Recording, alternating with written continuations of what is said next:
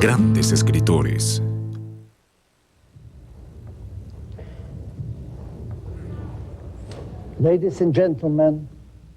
Damas y caballeros, pregúntenme lo que quieran preguntar. Si sé la respuesta, contestaré. Si no la sé, de cualquier modo, la contestaré.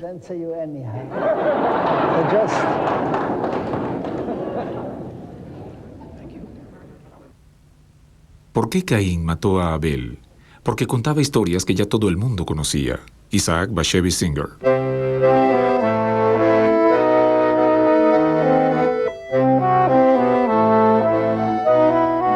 Un mundo aislado.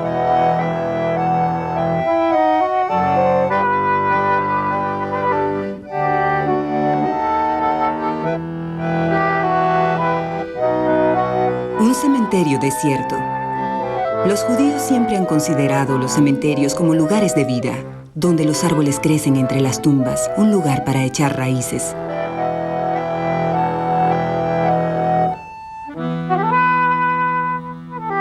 Pero llegamos aquí justo en el momento en que los muertos terminan de sepultar a los muertos.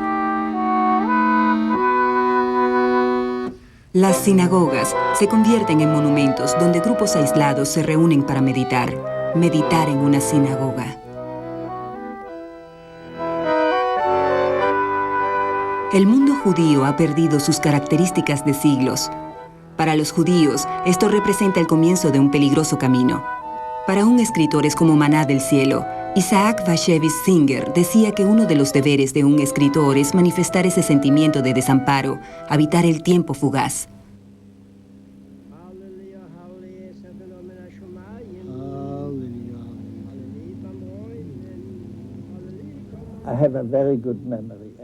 Tengo muy buena memoria y lo sé porque nací en una pequeña aldea llamada Leonchi.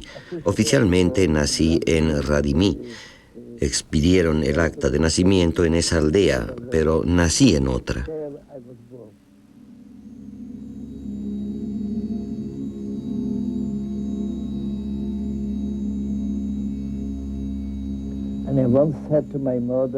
Y una vez le dije a mi madre que recordaba todo sobre Leonchi. Ella me dijo, eso es imposible, pues nos mudamos de Leonchi cuando tú ni siquiera tenías 3 años. Así que empecé a decirle a mi madre lo que recordaba. Ella se sorprendió tanto que no podía creerlo. Recuerdo muchas casas y mucha gente, hombres, mujeres y hasta los más mínimos sucesos.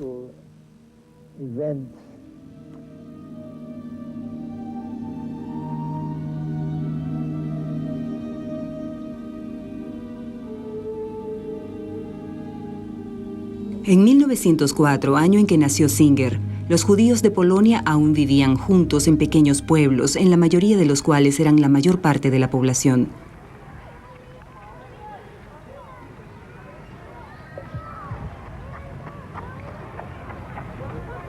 Impulsados por un fervor imperecedero, recibieron la edad moderna estudiando leyes relacionadas con el consumo de huevos puestos en días festivos y sacrificios realizados en un templo destruido 2000 años antes.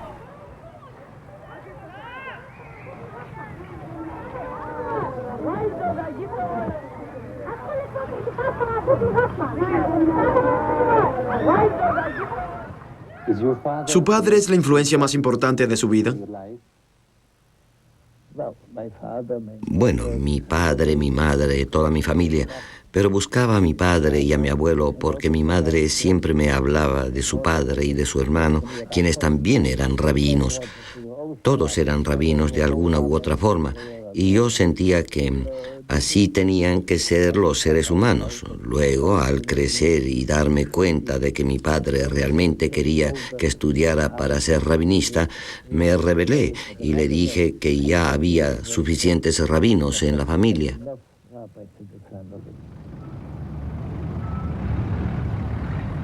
Cuando Singer tenía 4 años, su familia se mudó a Varsovia, la capital. 2 mundos judíos muy diferentes vivían juntos, los judíos ortodoxos y los otros, los judíos desorientados que trataban de forjar sus propios destinos individuales.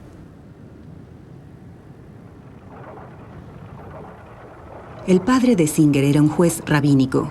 La mafia local y los residentes comunes de la vecindad venían a la calle Krokmalna, número 10, en busca de antiguos remedios para sus nuevos problemas.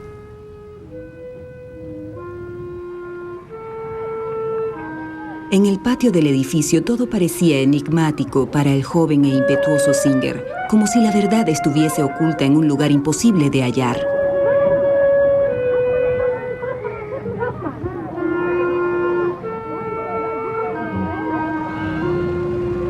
Varsovia era Babilonia, palpable pero al mismo tiempo distante.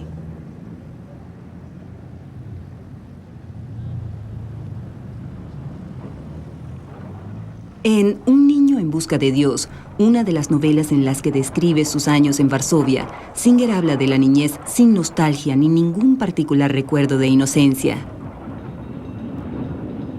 Singer era el segundo de 3 hermanos. El menor se convirtió en rabino y tiempo después murió en un campo de concentración. Joshua, el mayor, era muy diferente. Frecuentaba la ciudad prohibida, tomaba el tranvía los sábados, visitaba bibliotecas llenas de libros heréticos y no le intimidaban las jóvenes mujeres independientes. Mientras que Singer no quería dejar escapar ni el antiguo ni el nuevo mundo. El joven de cara pálida, cabellos rojos y ojos azules necesitaba aferrarse a estos 2 mundos, supuestamente contradictorios.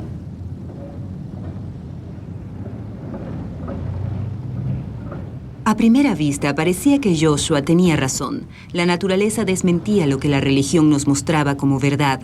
Pero los adultos que observaba desde su balcón parecían tan divididos en sus creencias y actitudes como los niños de la casa.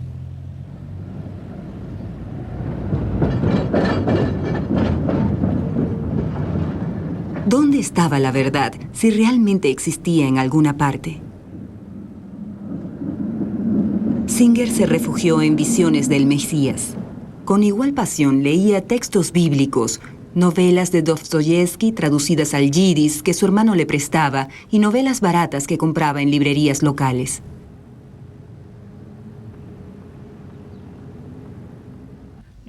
¿Ha sido un buen judío? No he sido un buen hombre. ¿Cómo iba a ser un buen judío? He cometido muchos errores en la vida. He violado las leyes que estudié en la Biblia y en el Talmud. Me gustaría ser un buen hombre y un buen judío, pero ¿cómo lograrlo?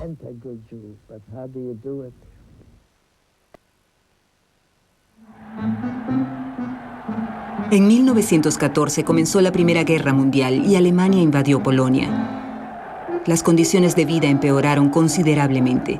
Muchos de los habitantes de la calle Krokmalna murieron de hambre o de tifus. La Revolución Rusa trajo sus propios conflictos que se sumaron al cataclismo general. En 1917, la madre de Singer se mudó de Varsovia con el joven Isaac a la aldea donde su propio padre era rabino. Allí Singer se sentía perdido e inquieto. Esta aislada aldea, cerca de la frontera ucraniana, fue su hogar hasta 1921. Todos los habitantes de la aldea eran semicampesinos. Muchos judíos tenían tierras entonces. El tiempo se había vuelto errático y parecía retroceder y evolucionar simultáneamente.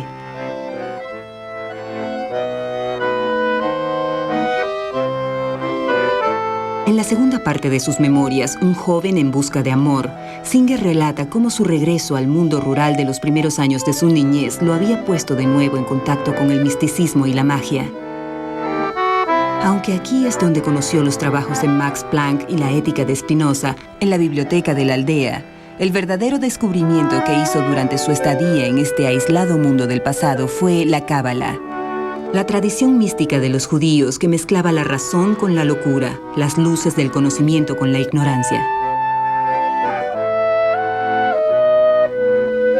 Una visión del universo donde todo es una señal de un orden lejano que se nos manifiesta en pequeños destellos. Un mundo lleno de representantes errantes de un Dios que se ha vuelto indiferente.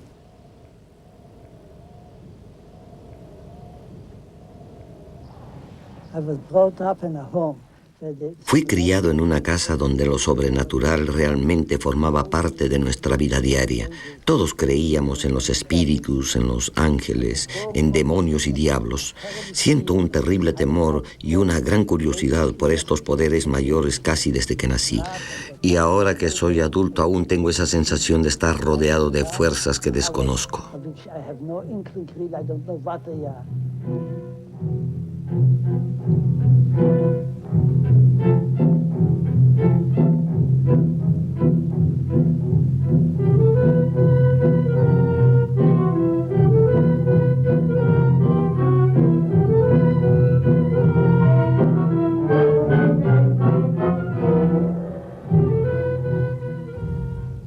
¿El amor ha sido importante en su vida?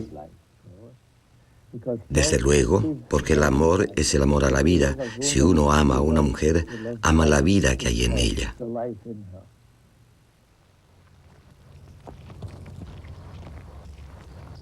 Quizás la vida sea lo único que le queda al hombre desde la retirada de Dios. La vida y su final natural, la muerte. Muchas de las novelas e historias de Singer tienen personajes que creen en los espíritus. Espíritus que actúan como intermediarios entre nuestro mundo y el mundo sobrenatural, donde proliferan distintas fuerzas de la vida en las profundidades del infierno. En el universo de Singer, la muerte falsa y la vida verdadera conversan, se aman y se aconsejan la una a la otra, encuentran y eliminan los límites entre el mundo terrenal y el más allá, como si tuviésemos que cometer todas las transgresiones para llamar la atención de un Dios distante y orgulloso y persuadirlo de que finalmente se haga cargo de nosotros.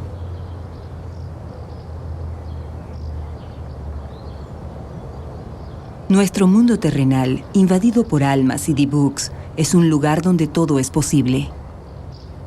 De acuerdo con la tradición popular cabalística, aquí la vida es eterna.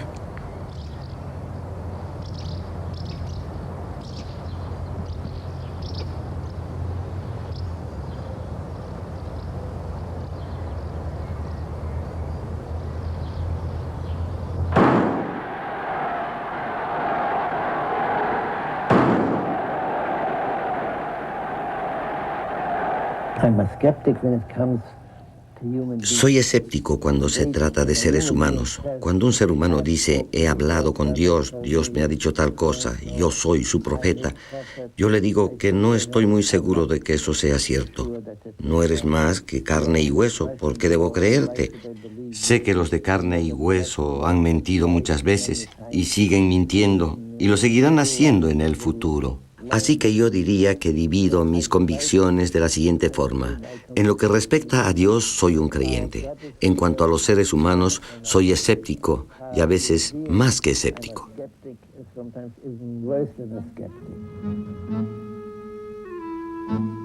El mundo moderno trajo una serie de nuevas ideas y los judíos, ya no aislados en guetos, se propusieron formar parte del movimiento. El más rápido esfuerzo por emanciparse e integrarse a la población mayoritaria. Muchos querían crear su propio Estado en Palestina. Sin embargo, la mayoría adoptó los utópicos ideales marxistas, bien como seguidores del comunismo o como partidarios de un territorio socialista judío autónomo en Polonia. ¿Qué buscaban en estos nuevos sueños? Probablemente dignidad. Una ruptura clara con el pasado, como si creyeran que esto abriría el camino hacia la hermandad con lo detestable del mundo pagano. Una idea absolutista. Las fábricas se convirtieron en los nuevos templos donde se veneraba la historia de Dios.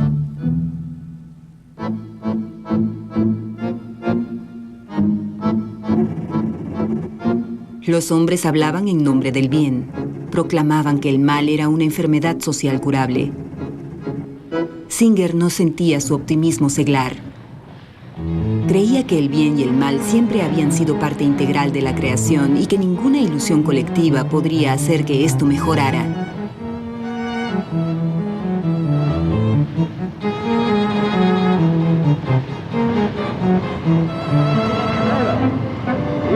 Su hermano mayor, Joshua Singer, se convirtió en escritor y ofreció sus servicios a la causa socialista. Después de la Revolución Rusa, Joshua fue primero a Kiev y luego a Moscú, donde fundó un diario cuyo título, New Times, era indicativo de su revolucionaria ambición. Singer no se atrevía a decirle a Joshua, quien le ayudaba y apoyaba, lo que realmente creía, que indudablemente el propósito de la literatura no era inventar el futuro. La señorita quiere saber quién es el escritor que más admiro. Si le preguntaran eso a un escritor más joven, respondería, es a mí a quien más admiro. Pero no lo soy, ya no soy joven, así que no daré semejante respuesta. Admiro grandemente a los escritores del siglo XIX, ya que eran grandes creadores de historias como Tolstoy, Dostoyevsky, Gogol. Había una gran cantidad de excelentes escritores en esa época.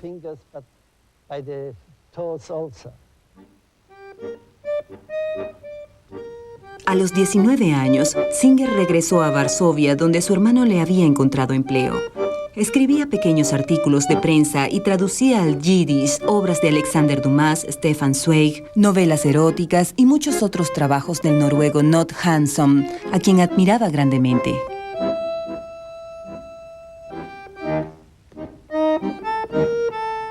En el Club de Escritores Judíos se debatía mucho respecto al idioma en que se debía escribir. El polaco se consideraba una lengua extranjera. Muchos intentaron con el hebreo, pero aunque era una forma noble, era una lengua muerta. De allí que se escribieran guiones hebreos en yiddish y alemán antiguo, lo que para muchos escritores era como una jerga. Singer optó por el yiddish. Aunque era frágil e indefinido, el yiddish tenía seguidores, y esos seguidores le proporcionaban a Singer el material para sus historias. El yiddish se había usado muy poco como medio de expresión literaria, pero era el idioma hablado por la gente que Singer escogió como sus personajes. Esta elección estaba acompañada por un rechazo hacia el rumbo contemporáneo del formalismo y la psicología. La Biblia nunca describe lo que el hombre piensa, sino lo que hace. Y el lector no tiene problemas para entender todo sobre esa psicología del hombre.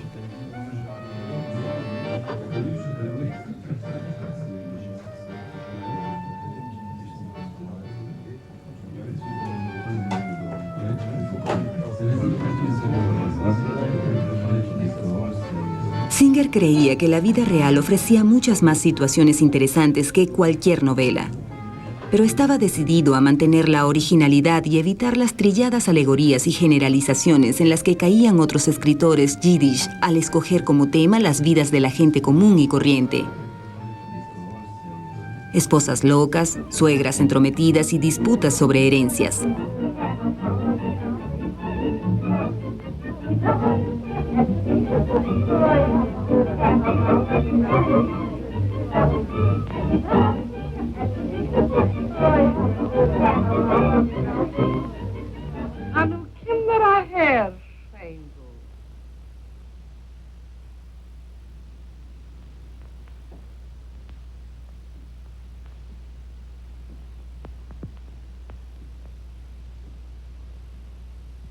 Ihr werdet sein, meine Mutter.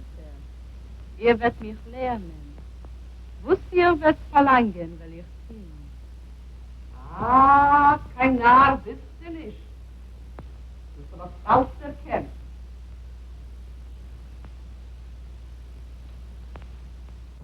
Singer se dio cuenta de que el corazón de toda literatura está en las variaciones de los temas de la condición humana.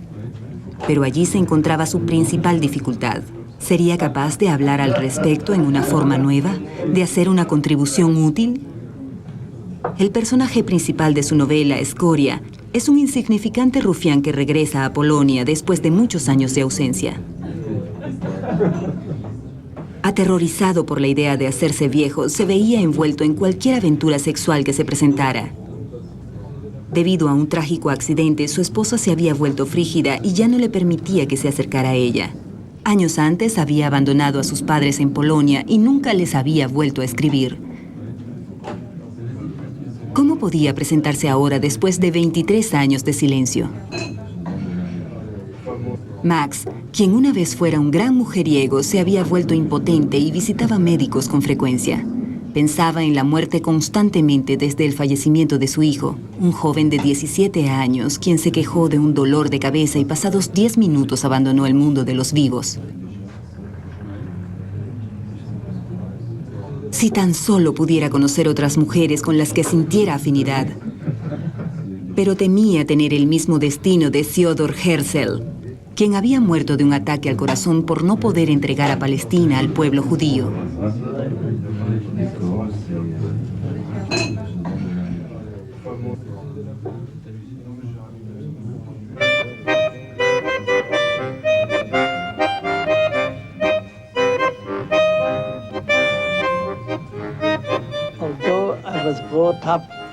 Aunque tuve una formación completamente religiosa, siempre me interesaron las mujeres.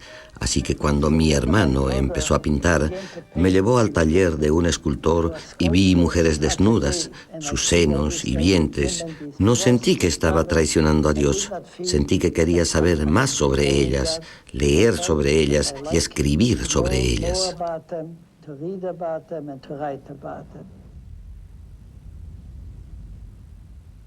Yo diría que las personas, sobre todo las que lo admiran y admiran lo que escribe, estaban, y hasta cierto grado aún lo están, impactadas por la marcada presencia del sexo en sus libros. Sí, pero le diré algo. Separar el sexo de la literatura es como separar la aspirina de la medicina, pues es esta la medicina. La literatura está sentenciada a compartir una vida unida a las historias de amor y a las historias de sexo.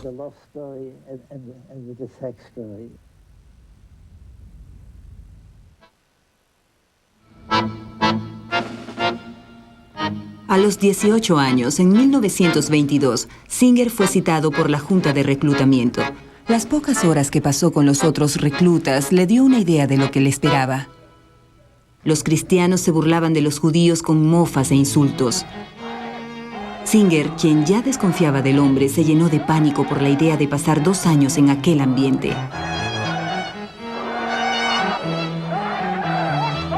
Pero en el último minuto se le declaró no apto para el servicio.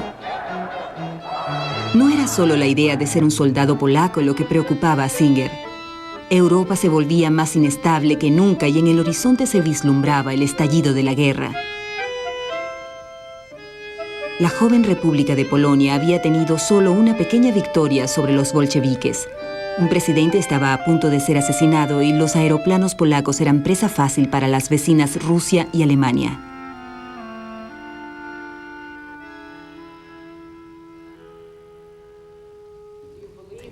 ¿Cree en la vida después de la muerte como dice la historia y piensa que esa vida es mejor que esta?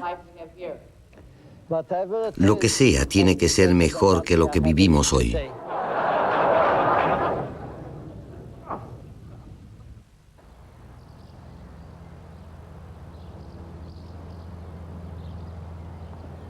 El invierno pronto cubrió toda Europa.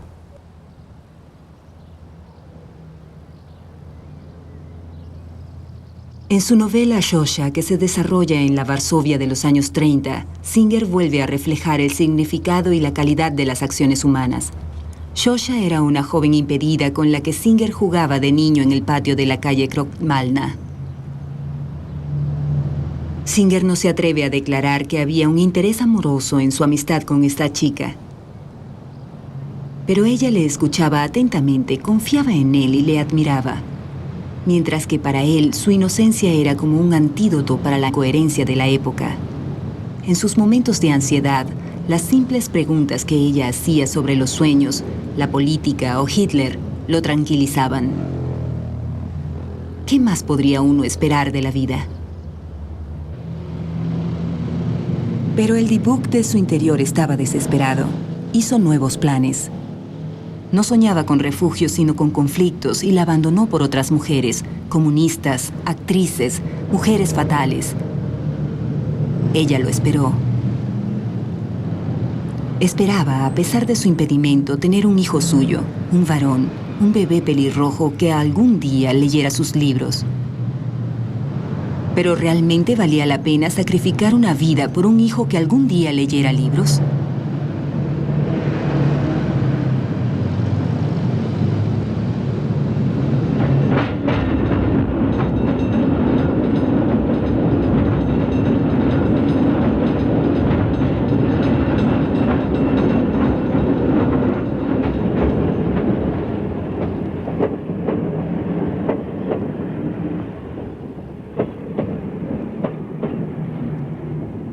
La pesadilla se hizo realidad.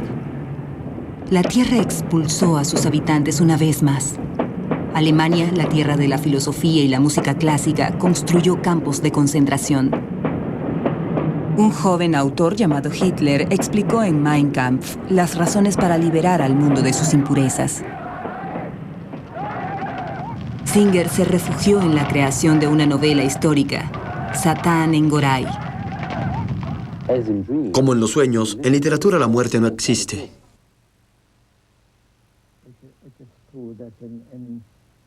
Es cierto que en los sueños los hombres están vivos. Estoy seguro de que Dios sabe que hay muchas personas que han muerto y nunca parecen muertas en mis sueños. Actúan como vivos y lo mismo ocurre en la literatura, por lo menos en mis trabajos. Escribo sobre los judíos en Polonia y sé que la mayoría han sido torturados, han muerto.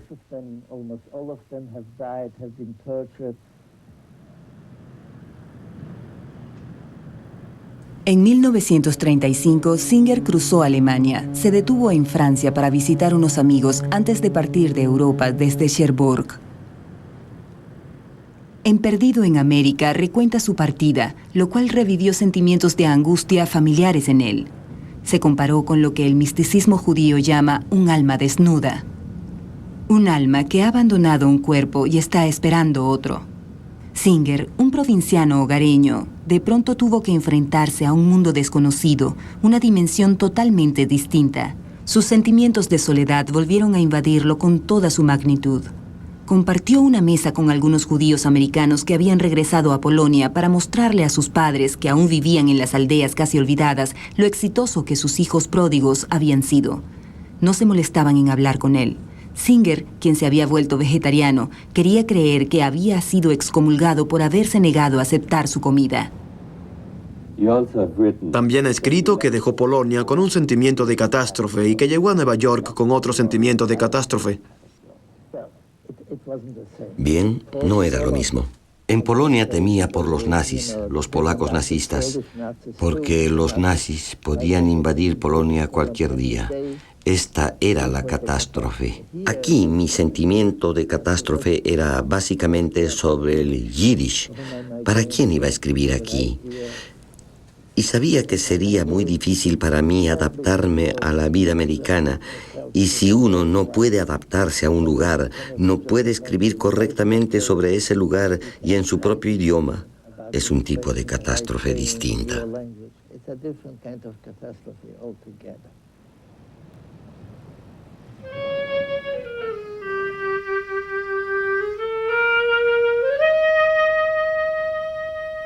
Una vez en América, catástrofe no fue la primera palabra que vino a su mente. Sin duda, adaptarse al estilo de vida americano no era fácil, pero Estados Unidos siempre ha estimulado a las comunidades inmigrantes. Entre 1880 y 1914, cientos de miles de judíos de habla yiddish emigraron a Estados Unidos. Eran en su mayoría pobres y seglares. Hacia 1935, solo en Nueva York, había más de 2 millones de ellos, concentrados en 2 o 3 barrios. Leían docenas de distintos diarios yiddish y publicaban y leían una gran variedad de libros. 11 teatros judíos ofrecían cientos de obras al mes. La mitad en inglés y la mitad en yiddish transportaban el deleite de la gente con su inesperada tierra prometida. You are absolutely beautiful to me.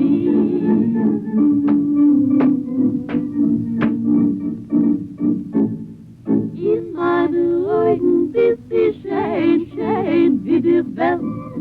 Ich seh in dir nicht keine Suren, alles mir gefällt. Niks daar is uit de nezelen, niks die woeden, zegel wie een ezelen. In meine Augen bist du schön wie die Welt. Singer había sido persuadido de salir de Polonia por su hermano, quien para la época se había convertido en una importante figura de la literatura judía americana. En 1933, Joshua Singer había empezado a trabajar para The Forward, el principal diario yiddish del continente americano, y se había mudado a Seagate, Brooklyn, una especie de comunidad de escritores cerca de Manhattan.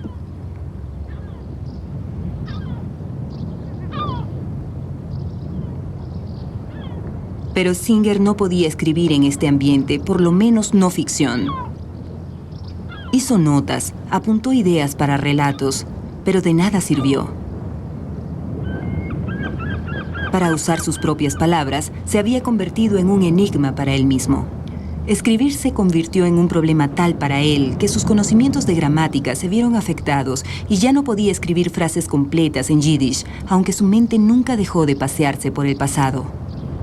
Unas mujeres lo apoyaron y animaron, pero Singer era demasiado tímido y le preocupaba la reacción que tendría su hermano al saber que no estaba trabajando en ningún manuscrito que valiera la pena publicar.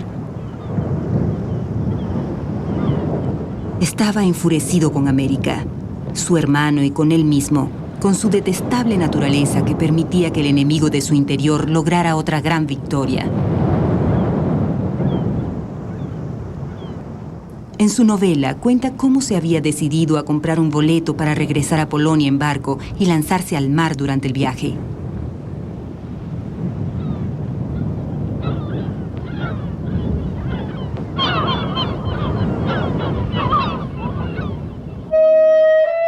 Hacia el final de la guerra, en 1944, Joshua Singer murió de un ataque al corazón, justo cuando se rumoraba que era un posible ganador del premio Nobel. Aparentemente no pudo soportar las revelaciones sobre la magnitud de la aniquilación de los judíos europeos. Y así desapareció el autor de poderosas obras cargadas de fuerza, un hombre probablemente desalentado por haber creído ciegamente en la humanidad de su era.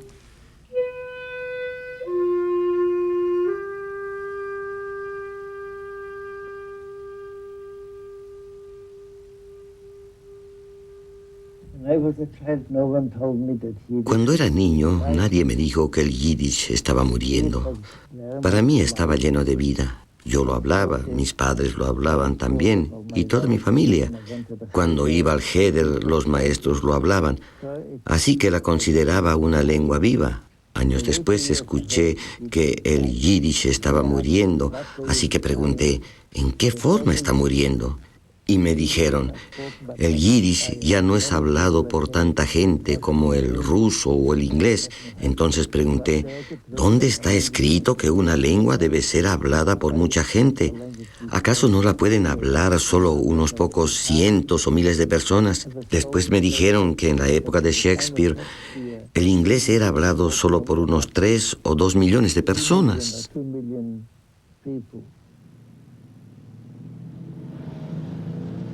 En The Forward, que contaba con los escritores yiddish más importantes de América, Singer era considerado un extraño. Se ganaba la vida escribiendo una crónica semanal hecha de noticias recolectadas de diarios estadounidenses. Pero la muerte de su hermano fue una especie de liberación. Empezó a escribir novelas e historias otra vez. Semana tras semana, por casi 50 años, 22 novelas y casi 200 cuentos y fábulas para niños fueron publicados en las ediciones del Forward. Y con el tiempo algunos se editaron como libros. Él decía que necesitaba estímulo para escribir y que este sistema de publicación de capítulo por capítulo le permitía terminar historias muy largas. Aquí hay una historia llamada El Portafolios. que ha sido publicada y de la cual se está haciendo ahora una película, Die Rensel, el portafolios. No lo necesito porque ya ha sido traducida, pero si quisiera publicarla en yiddish, puedo usar esto. Así que esta es una... Déjeme sacar otra del medio.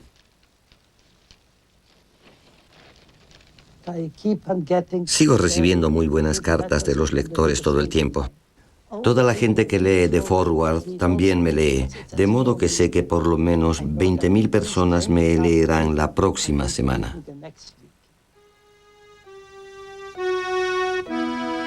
Sus lectores siempre fueron personajes de sus novelas. Los nuevos lectores eran nuevos personajes en potencia. Después de la guerra, eran sobrevivientes de los campos de concentración.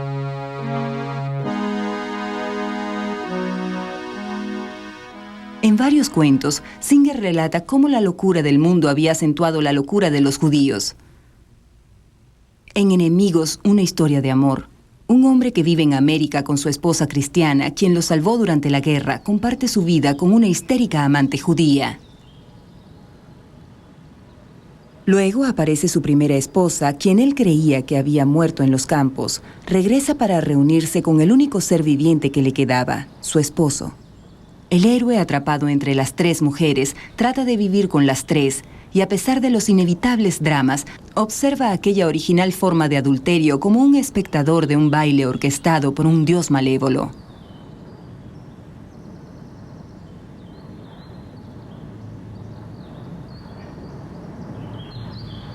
En otra novela, Meshuga, que significa locura en yiddish, una joven mujer tiene dos amantes, un hombre de 64 años al que ama y un joven escritor, el mismo Singer. El escritor se enteró por medio del esposo de la joven mujer que para sobrevivir en el gueto de Varsovia ella tuvo que prostituirse. Al anochecer en Central Park, ella le pregunta por qué en la Biblia Judá, cuyo nombre después se convierte en el nombre de todos los judíos, consideraba correcto darle un cordero a un personaje llamado Tamara en agradecimiento por una noche en su compañía. ¿Por qué la Biblia relata este tipo de historias? Pide que se le pague simbólicamente por sus relaciones con él y el anciano. Así se convierte en una prostituta honesta con solo 2 clientes y es fiel tanto al espíritu como a la palabra de la Biblia.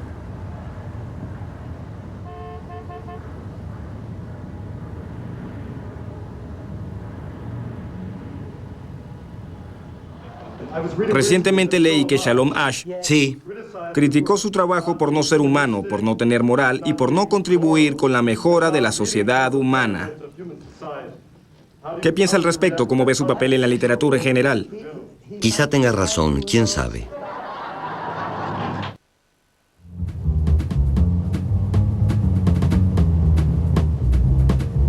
Singer nunca pensó escribir en inglés. Sentía que se podía traducir del yiddish si se tenía sumo cuidado. En 1950, la familia Muscat fue publicada en yiddish y en inglés. 2 años después, tradujo su Gimpel el Tonto al inglés con la ayuda del escritor Saul Bellow. Y por primera vez, Singer ganó el elogio de lectores y críticos estadounidenses. Cuando era joven, Singer soñaba con un harén lleno de mujeres hermosas. Ahora empezaba a soñar con harenes llenos de traductores.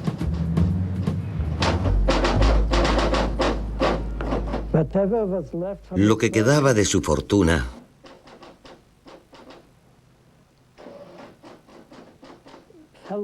se hizo pedazos.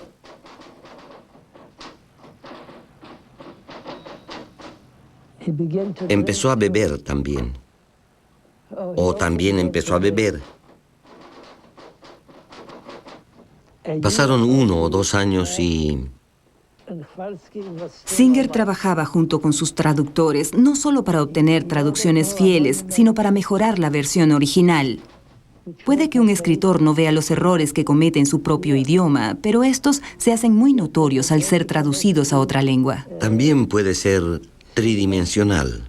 Ordenó una lápida. Sí, lápida. Lápida. Una lápida. Ordenó una lápida. Sí. Eliminamos con un busto. La versión en inglés se convirtió en la versión original para todas las traducciones a otros idiomas. Solo la versión hebrea, por razones personales de Singer, se basaba directamente en el Yiddish. Singer realizaba personalmente la versión hebrea con la ayuda de su hijo, un hijo nacido en Varsovia en 1929. Después de separarse, su esposa y su hijo partieron a la Unión Soviética para luego emigrar a Palestina. El hijo de Singer se convirtió en miembro de un kibutz y en periodista de un diario marxista. Padre e hijo se ignoraron el uno al otro durante 20 años hasta reencontrarse en los años 50.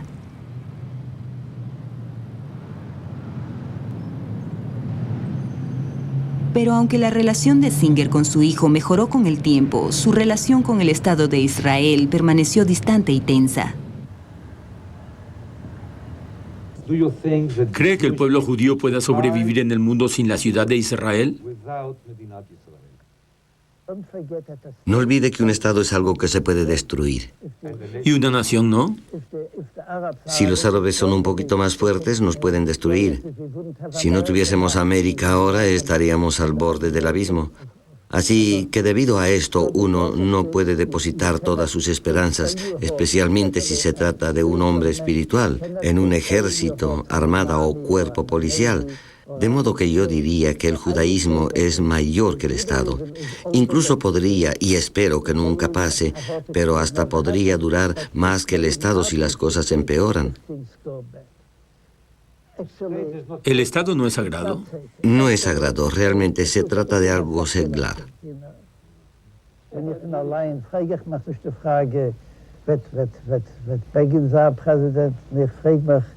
Zu wo sind wir geboren geworden, von was darf wir sterben, was hat man da zu tun auf der Welt, von was haben wir so viel Teures gelitten. El Yiddish se vio perdido en el mundo de los estados-naciones. El tiempo y el curso de los hechos obtuvieron lo mejor de una lengua y un pueblo que tenía escritores, pero no ejército. Un pueblo vigoroso, aún tosco, pero siempre un pueblo. La historia, que como todos saben no es una secuencia lógica de sucesos racionales, ha permitido que el Yiddish mantenga una existencia momificada en las comunidades religiosas ultraortodoxas de Londres, Jerusalén y Nueva York. Un final inesperado para la lengua de la blasfemia y la ironía. Estos hombres y mujeres no leen los trabajos de Singer ni de otros novelistas, pero para ellos el hebreo es una lengua sagrada reservada para el futuro. Como Singer diría, 100.000 personas vestidas de insectos usan el Yiddish como su código privado. Esperan la llegada del Mesías cuando el mundo será testigo del regreso de las almas de los muertos. Luego cambiarán su jerga vulgar por el idioma de Dios. Pero, ¿quién sabe realmente qué idioma hablarán las almas resucitadas?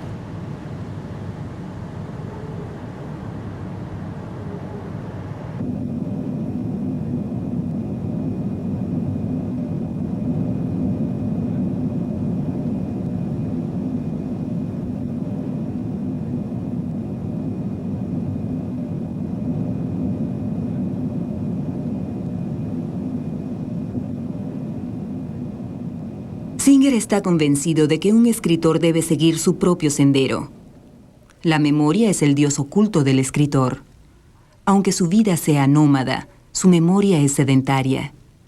Para él, el pasado contiene los sucesos inesperados del presente. Así es como el mundo del lector se puede enriquecer mediante vidas que no ha vivido.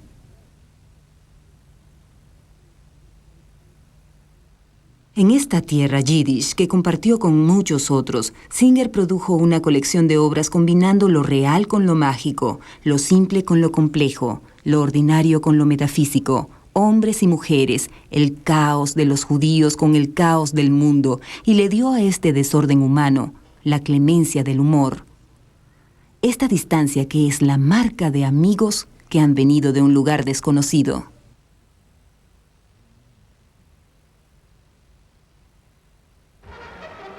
Estocolmo, 1978.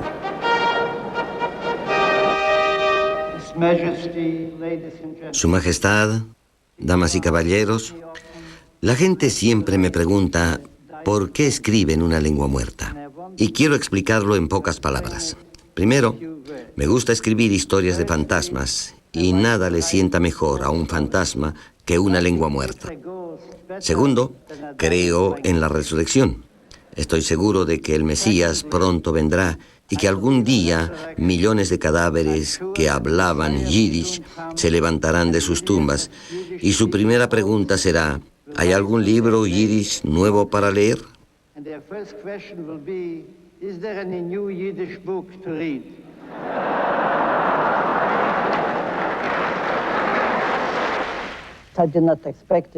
No esperaba ganar el premio Nobel, pero cuando llegué a casa después de desayunar, vi que había personas con cámaras y reporteros alrededor de mi casa, y todos me preguntaban lo mismo.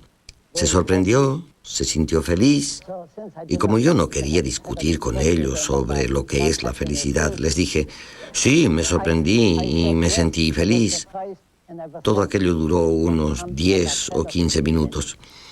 Luego hubo una pausa hasta que, unos minutos después, otro reportero se acercó y me preguntó: ¿se sorprendió? ¿Se sintió feliz? Y yo le dije: ¿por cuánto tiempo un hombre puede sentirse sorprendido? ¿Y por cuánto tiempo puede sentirse feliz? Ya me he sentido sorprendido. Ya he sido feliz y ahora soy el mismo Schlemiel que era antes.